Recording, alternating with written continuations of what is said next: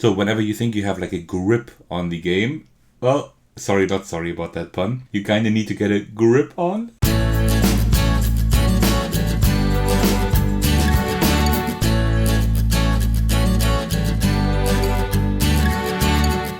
Hey everyone, this is Thecos, and today I'm bringing you something very, very special. I am bringing you a showcase and a playthrough of Galdor's Grip.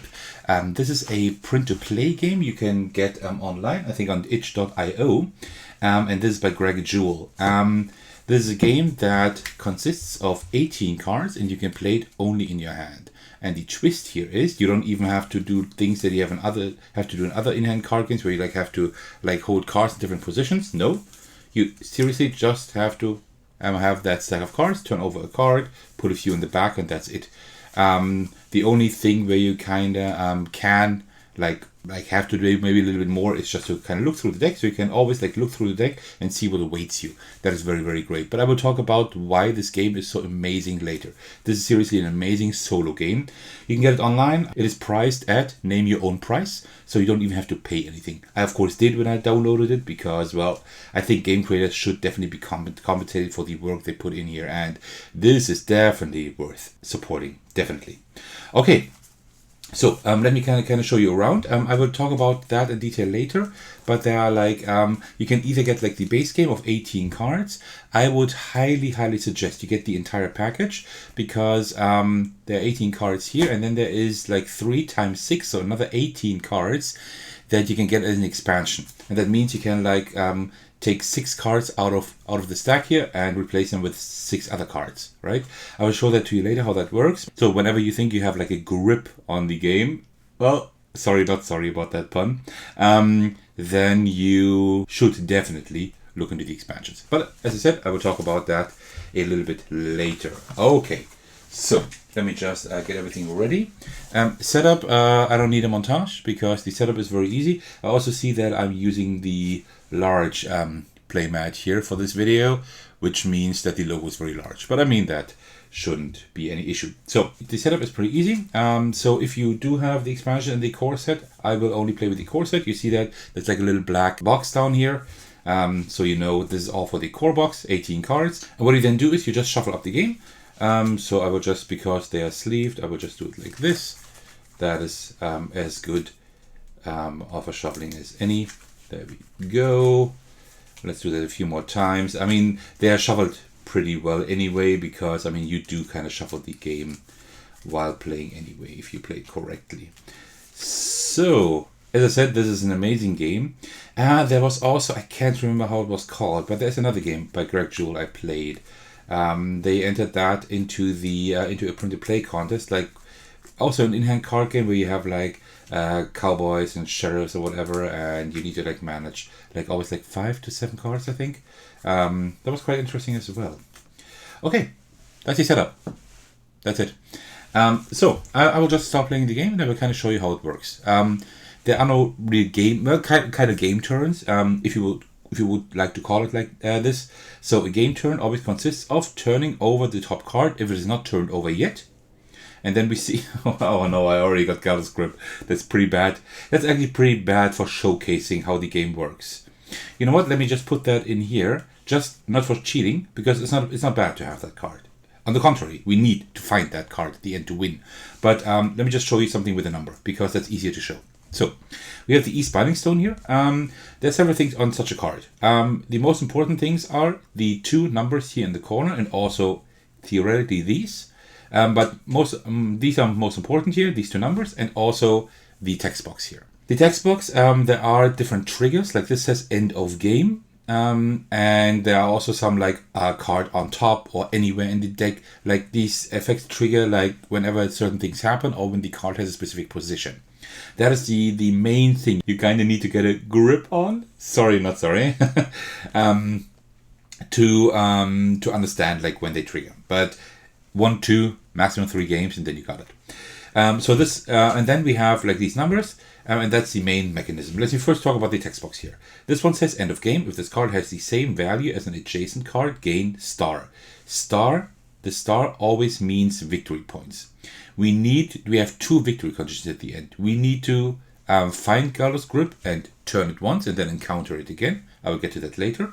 And also, when we encounter it for the last time, Galdor's Grip, that card that you just saw, then we need to have 9 victory points at least, otherwise we lose. And that's going to be the harder thing, right? Finding Galdor's Grip and turning it, that's no issue. But and not losing is also not too hard, theoretically, but actually getting these victory points, that is quite tough. So we know, okay, this needs to be adjacent to another card with the same value, which is 2, currently. Now, with that card, we can do 2 things. The first one is totally optional. The first one is we can, as you can see here with that rotational symbol, we can turn it.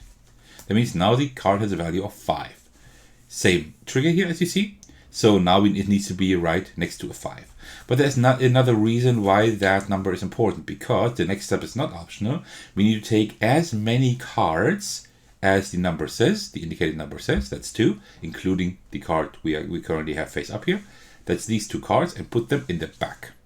That means you will encounter them at some point again, right? Now you may think, okay, well, and then you turn over the next card, do the same thing, but then you always have like the same order of the cards. Yes and no.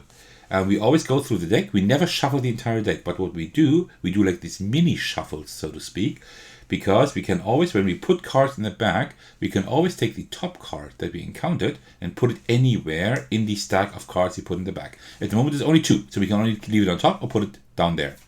But if there are like 5 cards, like for example, if we had it like this, then we can put it anywhere in the stack.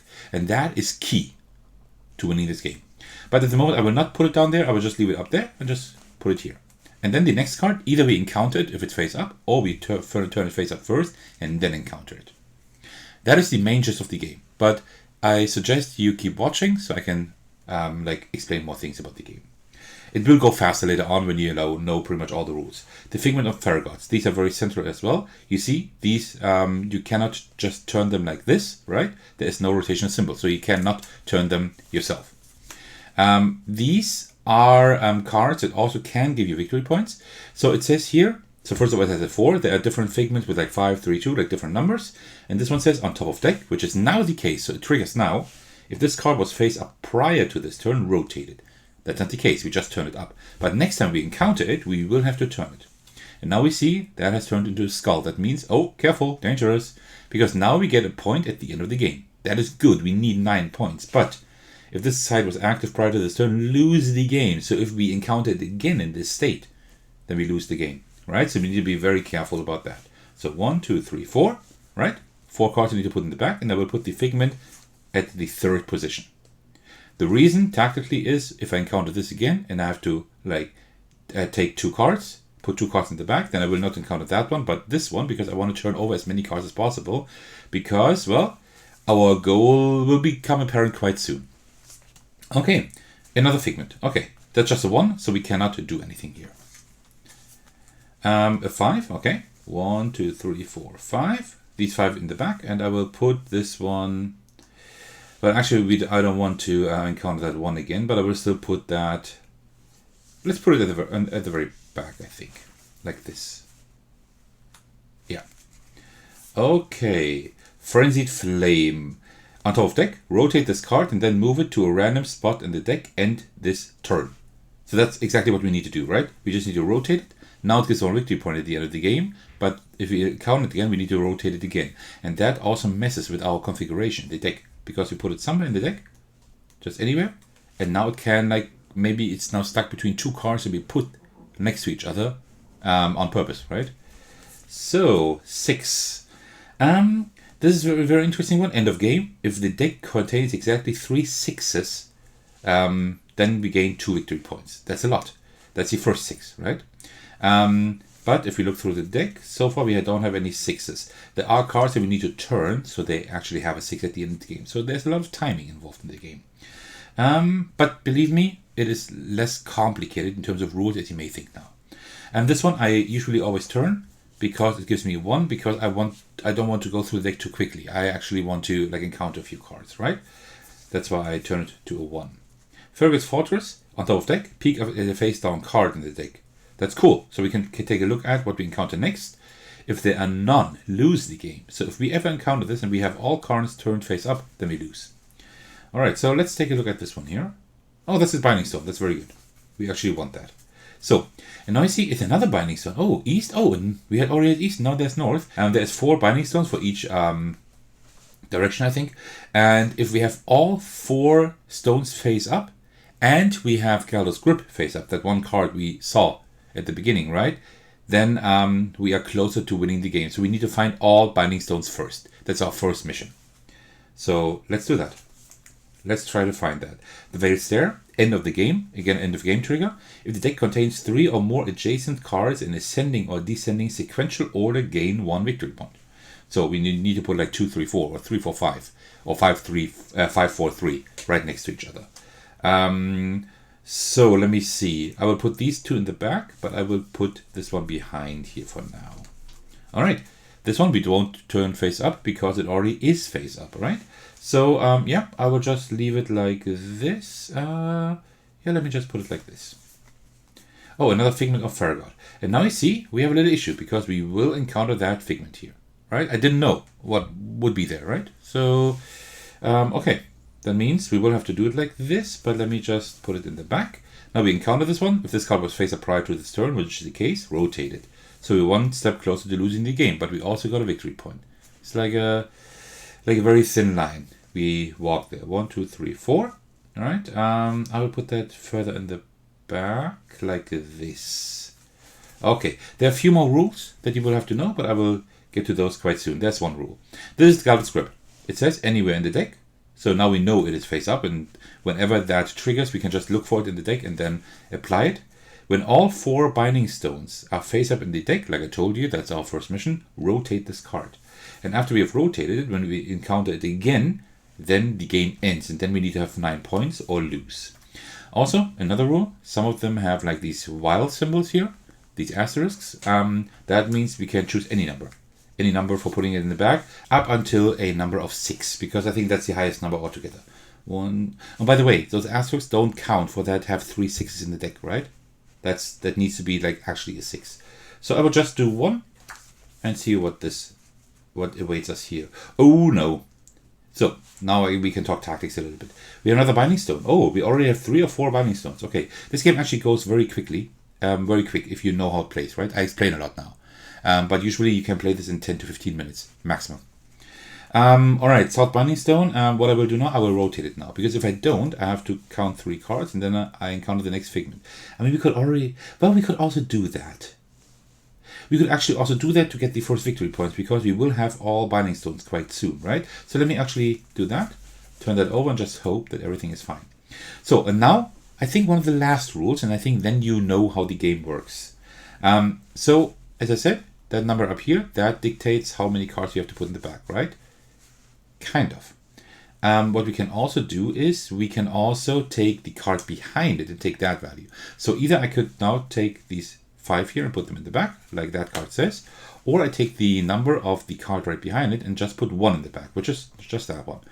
And that is also key to winning this game. So I will put that one in the back, just with the 1. Then I will turn this over because we want to have these 6s, right? And then I will use that one here. Put that in the back. And now I can peek at a face down card. Let me see what that card is.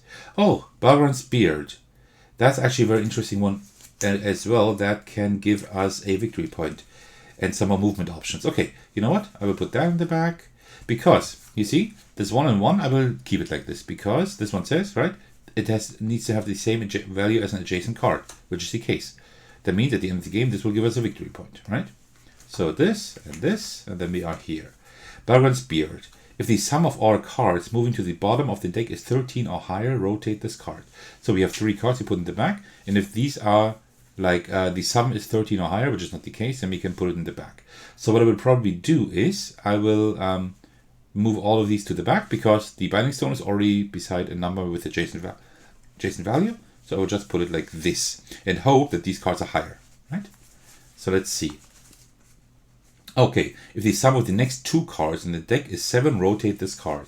If this were a 5, that would be true.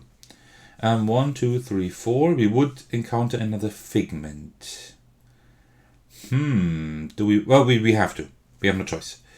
So let me do it like this. No, actually, let me do it like this. Yeah. Okay, Figment of Fairy we have to turn it again. And now we see if we take the 1 and put it in the back, then we lose, right? Because we encountered that already and now we lost. So that's why I will take the 4. 1, 2, 3, 4. Like this. And I will... What did I have there? 1, 2, 3, 4. I will just keep it like that, I guess. Yeah, I guess. Okay. The Binding Stone. Yeah, we can't... Well, I can't use the 3 now, right? I have to turn it over. So we put that there, but let me put that just over here. Because what I now have is a 4, 5, and 6. We need that for these stairs. Remember, we need like cards in descending or ascending sequential order, which I now have. That's fine. The 6 here is okay as well. I use the 1 for that, and then I will turn that. So we have another 6. And I will use the 1 of the North Binding Stone, right, to put only 1 in the back, and put that to a 6 as well. So now we have 3 6s in the thing. We have 1 sequential, like these 3 sequential cards. Okay, so what we should do now is, now I think there's only 1 Binding Stone left, right? Or did I miss one? We have 2, 3. Yeah, we have 3. So there's still 1 missing. But what you can always do is look through the deck without changing its order or orientation of the cards and see how many points we have. So at the moment we have 1 for that one here, adjacent. We have that stair thing, so that would be another point. That's 2 points. We have that one here is 3 points. This one not yet. 4, 5, 6, 7, 8, 9. Oh, I think we have the 9 points actually. So now we should try to turn over the last few remaining face down cards to find the last Binding Stone and then get to Galdor's Grip. And then we could actually win the game. So let me use the 2 here. And then let me use the 2 there. And turn that over. That's the last Binding Stone. So now we know we have all 4 Binding Stones. Now we take a look, find Galdor's Grip and turn it. And now we just need to get to Galdor's Grip. And I think then we win actually. What I think I will do, that would work. I will take the 4 here. No, I will take the 2 here. Right? Put that in the back. And then 1, 2, 3, 4. That is fine. And then we need to rotate this, unfortunately. And put it in the back. But now we lose 1 victory point. But I think I just gained 1 with the stone. And now we have Galdor's Grip here. Now it says on top of deck, if this side was active prior to this turn and the game, you need at least 9 victory points to win, or else you lose. So let's see. So we have none there. We have the 4, 5, 6, right? Let's keep that in mind. 3 6s. We have 3 6s even beside each other. So that's 2 points. Wait. Yeah, 1 point, 3 points. 4 point for that one. We have the sequential card, so that is another point. That's 5 points. We don't have this one. Oh no. Did I make a mistake? 6 points. 7, 8. Oh no. I think I actually messed up. Give me a second. Let me just recount here. So, I think I made a mistake with that one. I probably made it. No, that's fine. So 1, 2, 3, 4, 5, 6, 7, 8. I think I made it. I think I miscounted in between. But now you know how the game works. So I think I miscounted. Usually that doesn't happen. I think that was the issue. I shouldn't have encountered this one, but then I would have taken another turn to get through the deck. And would have had to encounter Galdor's Grip someplace else. Yeah, it would have been kind of tough, but yeah. But that's kind of how it works, right? There are still a few cards we haven't turned over yet. But these cards pretty much they're almost self-explanatory, right? So, that is how you play Galdor's Grip. It's an amazing game because this is all you need. You just need this small deck of cards. You just put it in a deck box. Maybe you have a thinner one. I take this one because I want to take I always have the expansions with me as well. Also, I printed out the rules in a very small format, right? So I can just put it in here, and so I can just unfold it and take a look quickly. If you know once how the game works, you don't forget. it's such a simple game regarding the rules, but it has a lot of strategy and tactic. The first time I played the game, I thought like, oh man, this one actually is very luck based. It is a bit, but it's less luck based than you think. Okay, so let me show you what we can do with the game. What else we can do? So, what we can easily set it up again by just orienting them right. You always see that like because of the symbols in the top right here. So, and now we are ready for the next game already. That's it. We're already ready for the next game. You just need to shuffle up the cards and then we can give it another go. It's that quick. And also we have expansions, and these expansions are amazing. I would suggest you play, like, I would definitely suggest you get the game. If you like solo games, this is something you need to try. As I said, it is like a pay what you want system, so you can pretty much like pay whatever you want. But yeah, I think like giving a little bit to the creator, I think for this amazing game, it's not a bad thing to do. But if it's like a little bit tough for you or anything, you can also get it for free, in theory. So I definitely suggest you try this game out. It is amazing. And then you play a few games. At best, you like the game. And you kind of understand these cards because you will get to know these cards more and more. There are not too many to keep track of here, right? You play this 2-3 times and then you know all the cards. But it takes a little while to kind of get used to the game, to kind of figure out how to win it. I just miscounted here. Otherwise, I would have gone another round. And I'm pretty sure that the next round, like one more round, and I would have won the game. So I just miscounted. But at some point, you know how to win the game. So the base game, I usually win. Like I would say, like 80% of plays, I win this base game because I just know how it works. But there are 18 cards here, like with more expansions. And what you can do, they have like the name of the expansion down here. It's very small now and also small there, but you can see it if you look closely.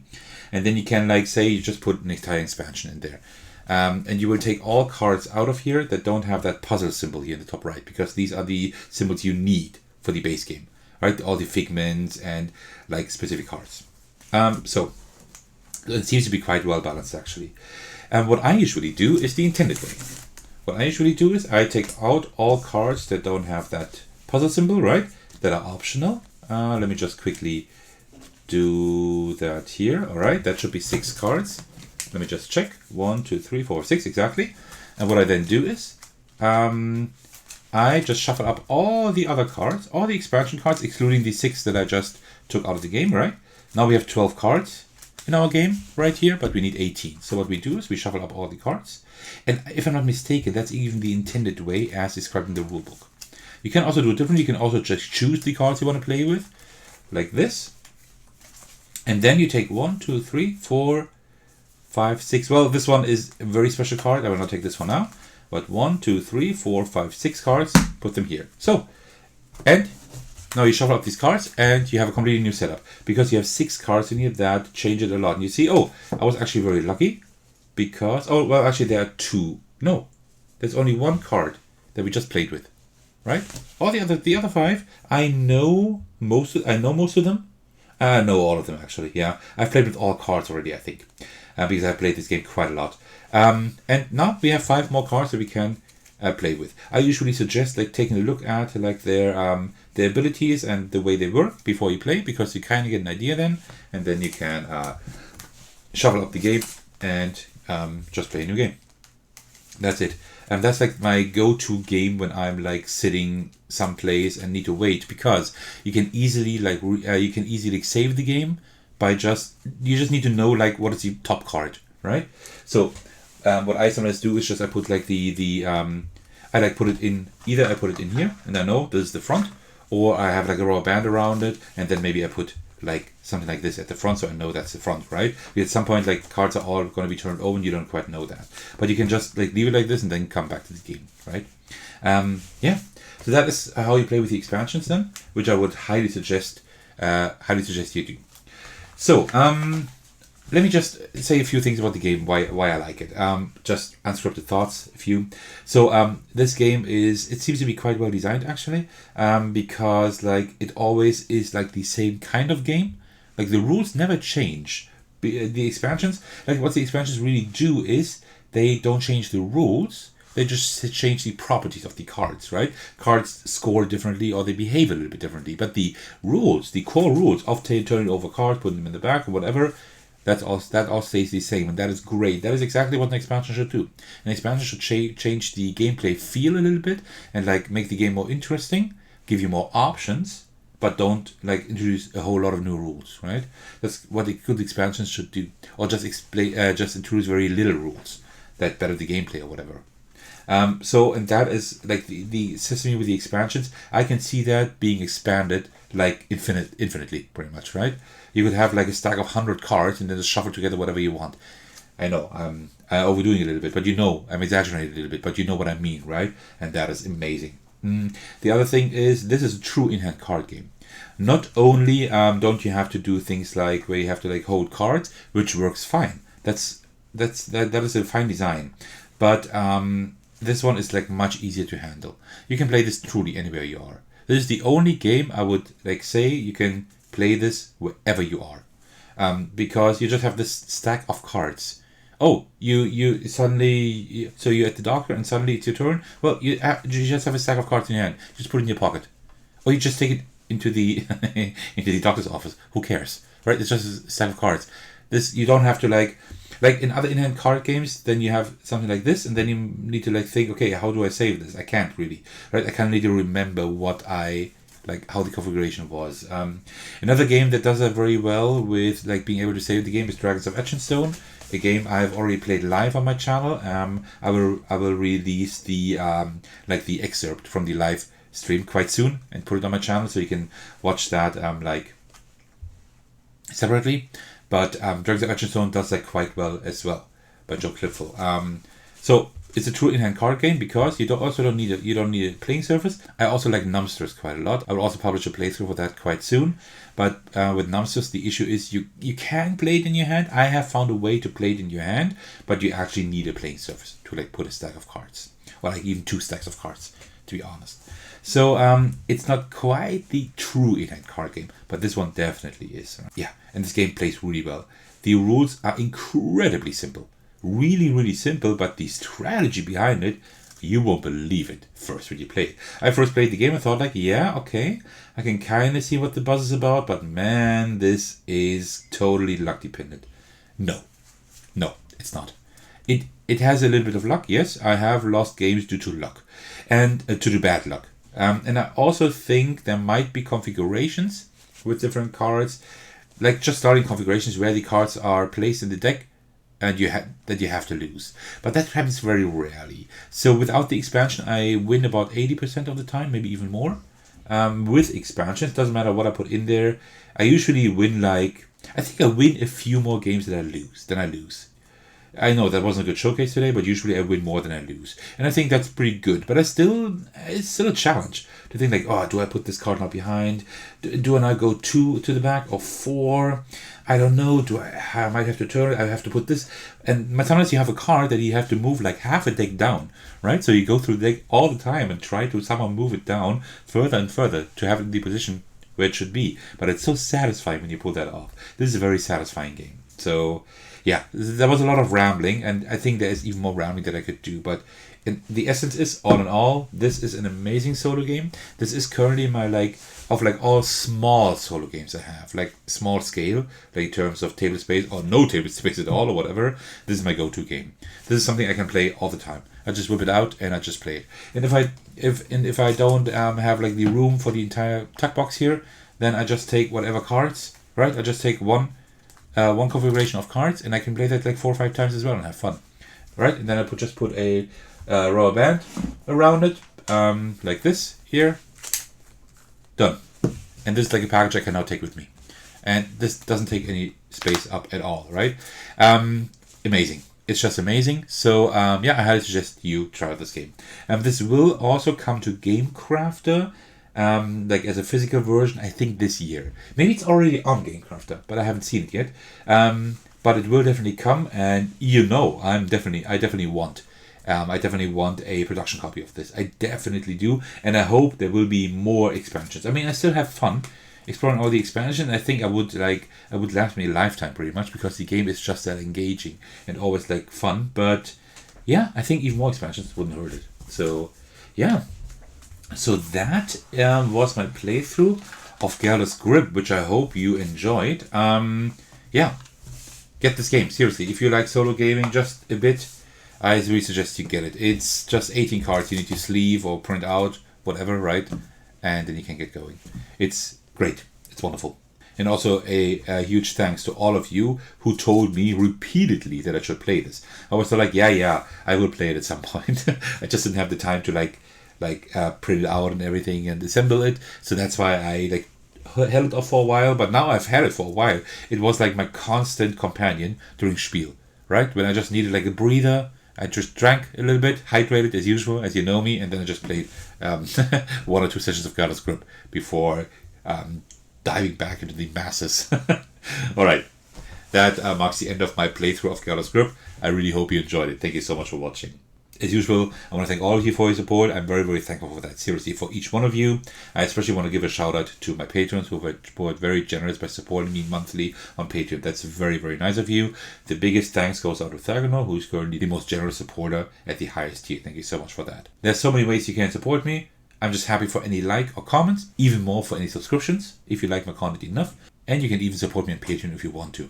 Apart from that, you can also join my Discord server in case you would like to hang out with me and my amazing community. Alright, thank you so much for watching. I will see you in the very next video. Take care, everyone. Stay safe and cheers.